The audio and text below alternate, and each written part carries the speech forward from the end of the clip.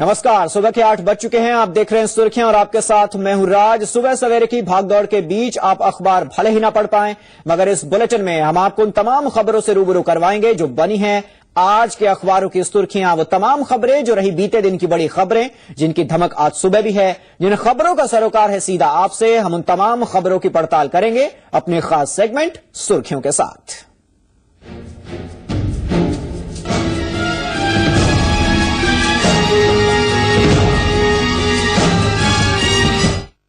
और अखबारों में क्या कुछ छपा हुआ है, सबसे पहले इसकी एक झलक देखिए। सहारनपुर हिंसा पर रिपोर्ट में दंगे के लिए जहां प्रशासनिक चूक को जिम्मेदार माना गया है, वहीं बीजेपी के स्थानीय सांसद राघव लखनपाल की भूमिका पर भी सवाल खड़े किए गए हैं। हालांकि बीजेपी इससे इनकार कर रही है और इसे साजिश करार दे रही है।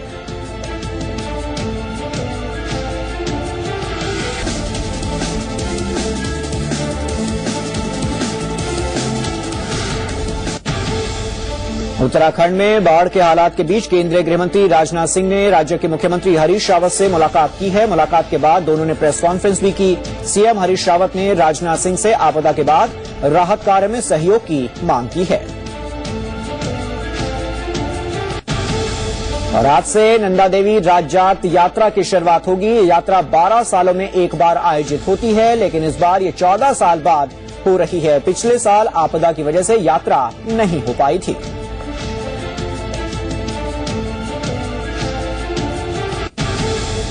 और वहीं पूरे देश में श्री कृष्ण जन्माष्टमी की आज धूम है। भगवान कृष्ण के मंदिरों को सजाया गया है।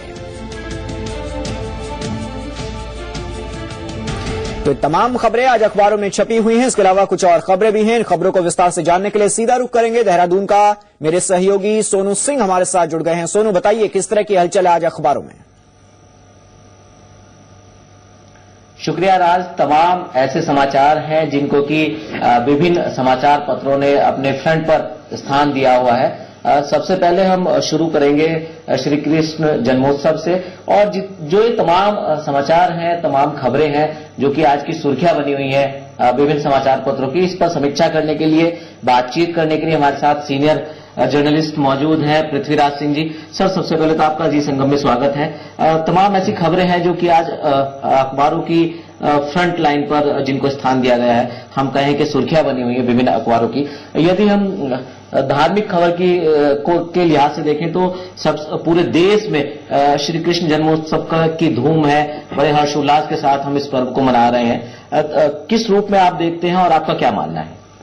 जी, जहां तक जन्माष्टमी का सवाल है, जन्माष्टमी इस बार वैसे तो हर साल जो मनाई जाती है एक दिन में ही इसे संपन्न हो जाती है पूरे देश भर में, लेकिन इस बार कुछ कारणों इसको 2 दिन लगातार मनाया जा रहा है। तो कई देश के कई भागों में तो कल ही मना लिया गया था, लेकिन एक बड़े भाग में जैसे मथुरा जो कि जन्मस्थली रही है कृष्ण जी की, तो वहां पर आज भी मनाया जा रहा है। तो इसको उसी ही उत्साह के साथ, उसी ही उल्लास के साथ लोगों में आज भी देखने को मिल रहा है। मंदिर वैसे कि कल के जैसे ही सजे हुए हैं, जो कि एक दिन अक्सर हुआ करता था। तो एक तरीके से देखा जाए तो देशवासियों के लिए पूरे एक मौका है 2 दिन लगातार, मतलब कि एक तरीके से सेलिब्रेट करने का मौके को, और इस तरीके से लोग खुश हैं, लोग आनंद उठा रहे हैं। उत्तराखंड के लिए तो एक तरीके से देखा जाए तो ये एक दोहरी खुशी के साथ लेकर के आया है, क्योंकि आज से यहाँ का एक जो महाकुंभ माना जा रहा है, जो उत्तराखंड में एक तरीके से हर 12 साल के बाद चलायमान महाकुंभ कह सकते हैं इसे, और चारों तरफ से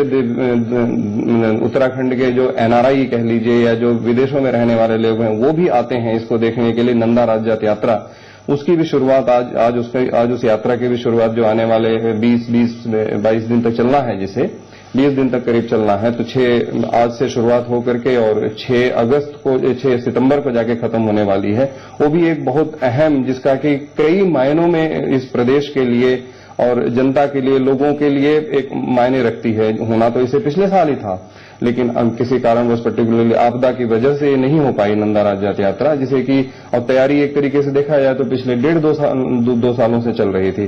तो उसकी भी शुरुआत आज है। तो यहाँ उत्तराखंड की जनता के लिए तो मैं समझता हूँ कि एक तरीके से दोहरी खुशी है। बिल्कुल ठीक कहा आपने। इससे पहले कि हम पॉलिटिकल खबरों पर बातचीत करें, जो नंदा देवी राज्यात यात्रा है इसको पिछले वर्ष होना था, और हम ये कह सकते हैं कि करीब 12 साल में होने वाली ये यात्रा जो है एक उत्तराखंड जो हिमालय से जुड़ा हुआ है, हिमालय का महाकुंभ ये यात्रा कहलाती है। ऐसे में ये यात्रा महत्वपूर्ण हो जाती है, चूंकि बेसब्री से लोग इंतजार कर रहे होते हैं, देश विदेश से श्रद्धालु इसमें शामिल होने के लिए आते हैं।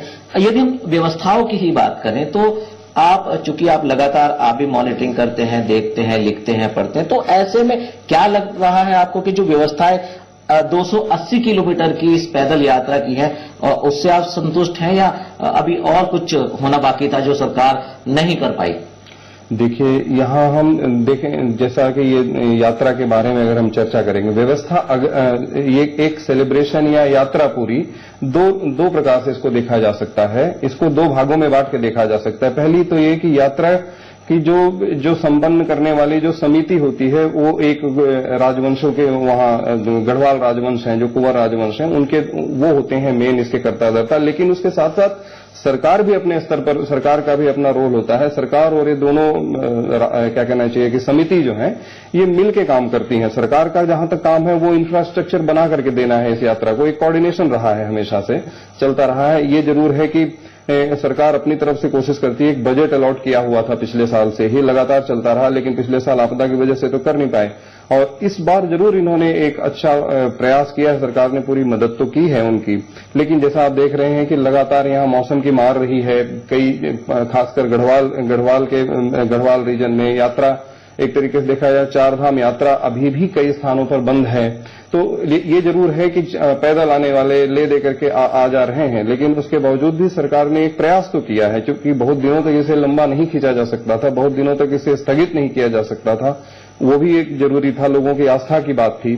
तो नंदा राज्य यात्रा भी करना था, उसी के साथ सरकार ने भी अपनी कोशिश तो की है कुछ करने की। सर, हम क्या मान लें कि सरकार के लिए, शासन प्रशासन के लिए एक बड़ी चुनौती नंदा देवी राज्य यात्रा को शांतिपूर्ण ढंग से सफल, शुभ और सुरक्षित कराने की है, क्योंकि लगातार मौसम का मिजाज भी बदल रहा है और उत्तराखंड में एक तरीके से हम कहें कि तबाही की जो बारिश है उसका सिलसिला लगातार जारी है।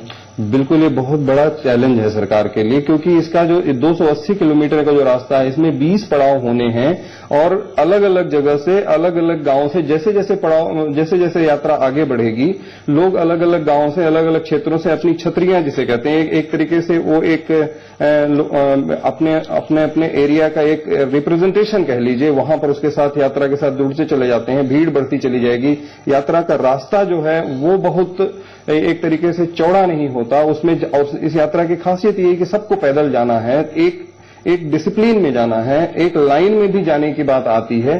तो इन चीजों में लोकल पुलिस और प्रशासन का बहुत बड़ा महत्व हो जाता है। और आज जबकि शुरुआत होनी है, आज पूजा अर्चना ऑलरेडी आधा काम तो कल ही हो चुका है और शुरुआत आज 9 से होनी है। वहां पूरा प्रशासनिक अमला मौजूद है, गवर्नर साहब भी पहुंचे हुए हैं वहां पर।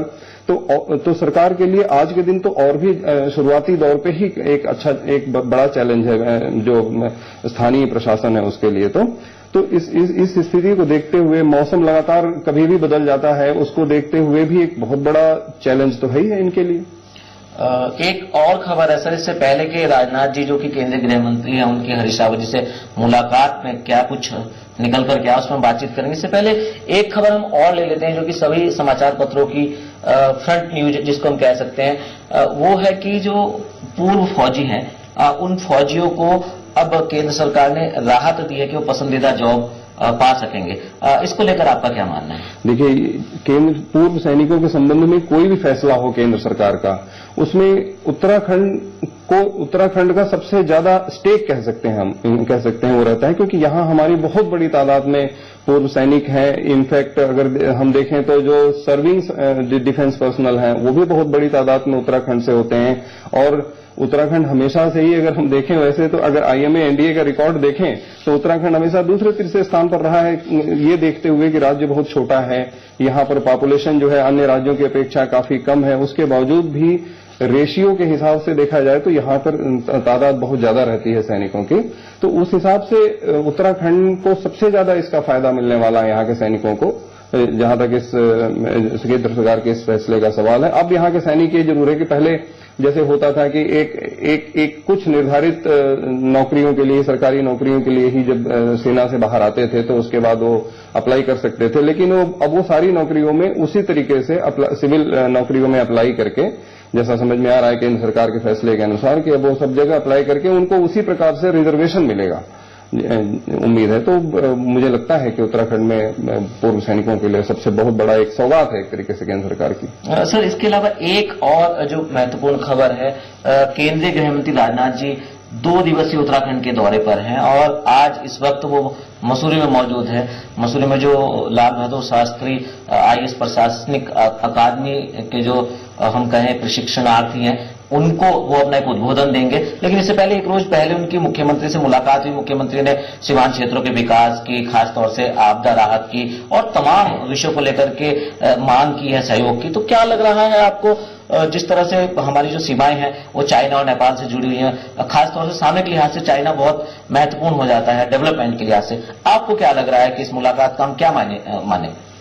देखिए, राजनाथ सिंह का जो जहां तक इनके पूर्व कार्यक्रम के अनुसार अगर हम चलें तो उनका जो मुख्य जो आने का जो मुख्य कारण था वो था लाल बहादुर शास्त्री एकेडमी में उनका छात्रों को उद्बोधन देना और ट्रेनीज को एक तरीके से जो उनका रूटीन या जो प्लान के हिसाब से उनको उद्बोधन करना था। लेकिन इस बीच एक दिन पहले आने का खास मकसद हम समझ सकते हैं करके वो उत्तराखंड में जो आज भी इस साल जो मानसून की वजह से तबाही हुई और पिछले साल जो तबाही हुई थी उसका एक आंकलन लेते हुए कि क्या जरूरत है, क्या इनकी सरकार की और आवश्यकताएं हैं जिसे हम पूरी तरह से रिकंस्ट्रक्शन का काम कर सकते हैं, तो शायद वो भी लेना था। हालांकि राजनाथ सिंह, अगर आपको याद होगा तो करीब 1 महीने पहले राजनाथ सिंह ने एक समीक्षा बैठक ली थी उत्तराखंड के आपदा के संबंध में और उस वक्त भी काफी बातें हुई थी और जहां तक उन्होंने आश्वासन तो दिया है, इसमें कोई दो राय नहीं है और इसको उत्तराखंड की सरकार भी मान के चल रही है कि उनकी जो अलग से भी मांगे रही हैं बीच बीच में, जैसे 4000 करोड़ रुपए की मांग, और उसके संबंध में भी मुख्यमंत्री ने कहा कि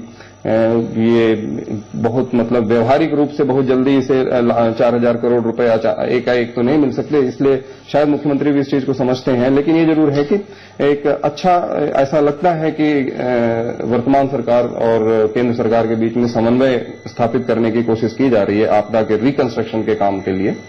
हम लोग भी यही उम्मीद करते हैं कि जो मांग उत्तराखंड के मुख्यमंत्री ने केंद्रीय गृह मंत्री जी से की है वो जल्द ही पूरी होगी और इस प्रदेश की जो विकास की राह है वो आगे बढ़ सकेगी। एक और बड़ी महत्वपूर्ण खबर है जो सीधे तौर पर सहारनपुर से जुड़ी हुई है। सहारनपुर में जो हिंसा हुई है उस हिंसा की जो रिपोर्ट हम एक तरीके से एक पार्टी ने रखी है, उसको लेकर भाजपा ने आंदोलन की राह पकड़ ली है और अब इसमें एक तरीके से हम कहेंगे रिपोर्ट पर वो बवाल शुरू हो गया। तो क्या लग रहा है, चलते चलते बहुत शॉर्ट में आपसे जानना चाहेंगे, मुझे लग रहा है समय का बहुत अभाव है। देखिए, रिपोर्ट के बारे में तो शंका उठना लाजमी ही था क्योंकि ये रिपोर्ट तैयार ही की गई है। एक देखा जाए तो जो वहां की सत्ता है या सरकार है, सरकार के ही मतलब सहयोगी के द्वारा तैयार की गई है। शिवपाल सिंह यादव हर कोई जानते हैं, तो जब अगर उन्हीं की रिपोर्ट मानी जा रही है इसे, तो ये एक तरीके से इम्पार्शियल इंडिविजुअल के द्वारा तो तैयार नहीं किया या इम्पार्शियल बॉडी के द्वारा किसी के द्वारा रिपोर्ट नहीं तैयार की गई है। तो लाजमी है कि अगर कहीं सत्ता का व्यक्ति अगर इस रिपोर्ट को तैयार कर रहा है तो वो तो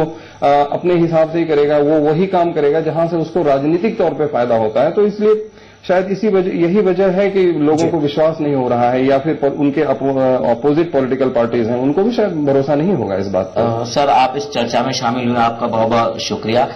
राज, आपने सुना हमारे साथ वरिष्ठ पत्रकार पृथ्वीराज सिंह थे जिन्होंने अपनी बेबाक तरीके से टिप्पणी तमाम समाचार पत्रों को लेकर के की है। तमाम समाचार पत्रों की जो सुर्खियां हैं उन पर उन्होंने बेबाक तरीके से अपनी राय को हमसे साझा किया है। जी, पृथ्वीराज सिंह जी, बहुत बहुत शुक्रिया, आपने अपना कीमती वक्त दिया और सोनू आपका भी बहुत बहुत शुक्रिया इस पूरी चर्चा के लिए।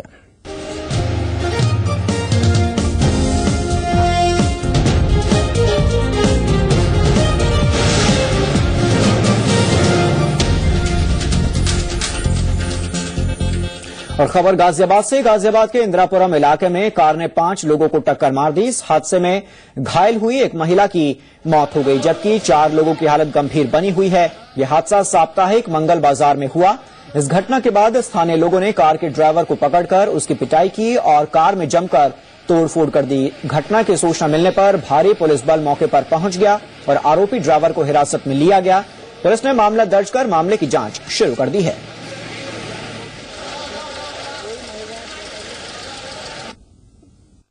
जो प्रथम दृष्टा पता लग रहा है उसके अनुसार ये है कि ड्राइवर साहब ने बड़ी तेजी से गाड़ी चलाई, उसी के फलस्वरूप एक्सीडेंट हुआ। कहीं बात सामने आ रही है कि ड्राइवर ने नशा किया हुआ था। जी इस संदर्भ में लग तो रहा है, लेकिन मेडिकल के बाद ही कुछ पुष्टि हो पाएगी। आगे बढ़ते हैं। घरों में शौचालय की कितनी जरूरत है, इसका जिक्र खुद प्रधानमंत्री लाल किले के प्राचीर से कर चुके हैं। सरकारी योजना के तहत लाखों करोड़ों रुपए घरों में शौचालयों के निर्माण पर खर्च हो रहे हैं, लेकिन नतीजे अभी भी ढाक के तीन पात हैं। कुशीनगर में घर में शौचालय न होने से नाराज 6 बहुएं ससुराल छोड़कर मायके चली गई हैं। मामला बिशुनपुरा विकासखंड के खेसिया गांव का है। इस गांव की 6 बहुओं ने घरों में शौचालय बनाने की मांग रखी थी, लेकिन ससुराल वालों के असमर्थता जताने पर सभी अपने मायके चली गई। इनका कहना है कि जब तक घरों में शौचालय नहीं बनेंगे वो वापस ससुराल नहीं आएंगे। शौचालय तो जितना आता है जिले के लिए शौचालय तो बनी रहे। अगर कोई शौचालय का डिमांड है गांव में, हमें कोई प्रॉब्लम नहीं है। जिस गांव में ज्यादा डिमांड है उस गांव में हम शौचालय डाइवर्ट करेंगे और वहां शौचालय निर्माण करा देंगे। अभी केसिया गांव में डिमांड आ रही है महिलाओं की तरफ से, तो वहां पर हम शौचालय बनवा देंगे। और इस खबर के साथ इस बुलेटिन में इतना ही। एक छोटा सा ब्रेक के बाद भी खबरों का सिलसिला जारी रहेगा।